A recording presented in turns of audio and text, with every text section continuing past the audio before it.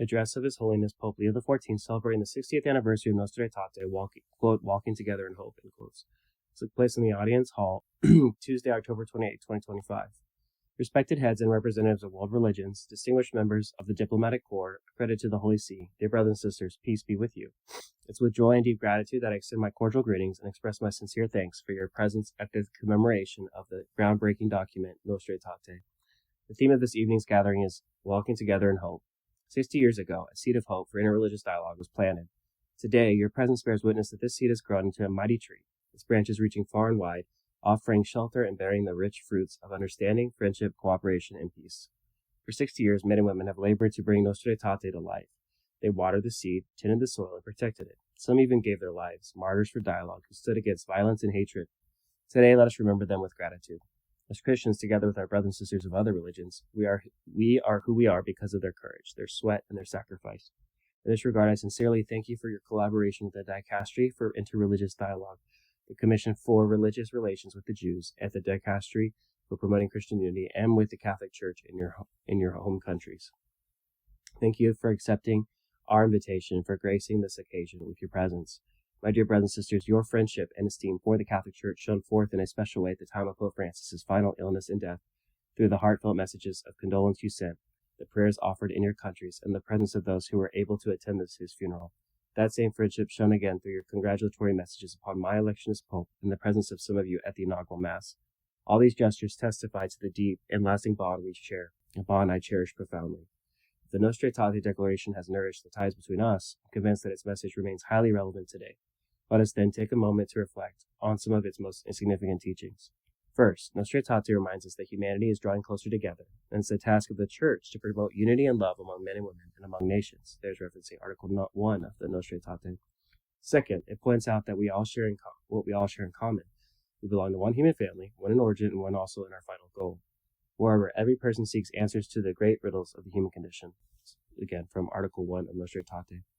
Third, religions everywhere try to respond to the restlessness of the human heart. Each in its own way offers teachings, ways of life, and sacred rites that help guide their followers toward peace and meaning. There is referencing Article 2.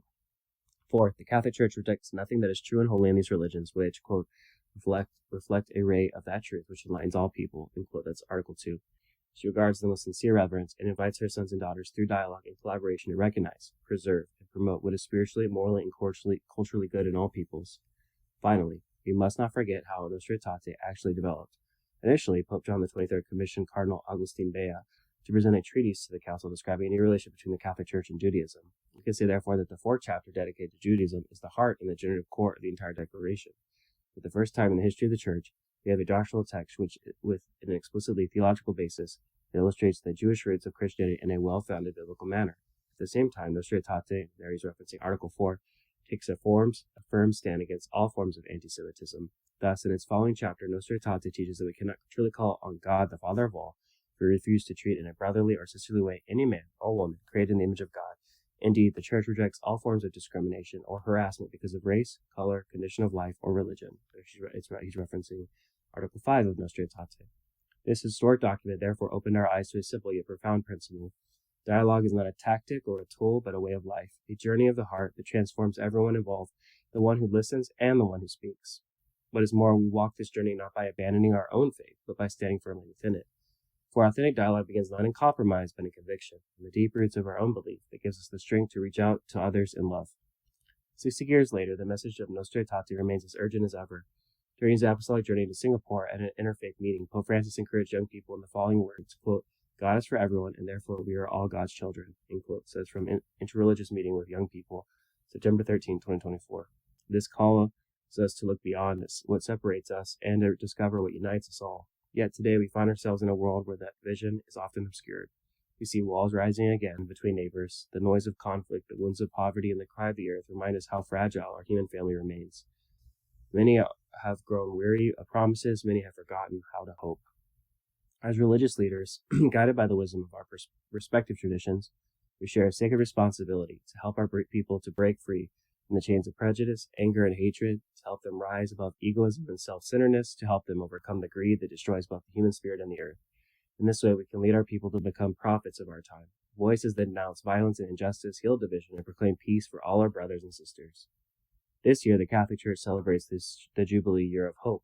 Both hope and pilgrimage are realities common to all our religious traditions. This is the journey that Nostra Aetate invites us to continue, to walk together in hope. Then, when we do so, something beautiful happens. Hearts open, bridges are built, and new paths appear where none seem possible. This is not the work of one religion, one nation, or even one generation. It's a sacred task for all humanity, to keep hope alive, to keep dialogue alive, and to keep love alive in the heart of the world. My dear brothers and sisters, at this crucial moment in history, we're entrusted with a great mission, to reawaken in all men and women their sense of humanity and of the sacred. This, my friends, is precisely why we have come together in this place, bearing the great responsibility as religious leaders to bring hope to a humanity that is often tempted to despair. Let us remember that prayer has the power to transform our hearts, our words, our actions, and our world. It renews us from within, rekindling in us the spirit of hope and love. Here I recall the words of St. John Paul II, spoken in Assisi in 1986, quote, "The world's going to continue, and men and women are to survive in it. The world cannot do without prayer." And quotes us from To the Representatives of the Christian Churches and Ecclesia Communities and of the World Religions on October 27, 1986. And so now, I invite each one of you to pause for a moment in silent prayer. May peace come down upon us and fill our hearts.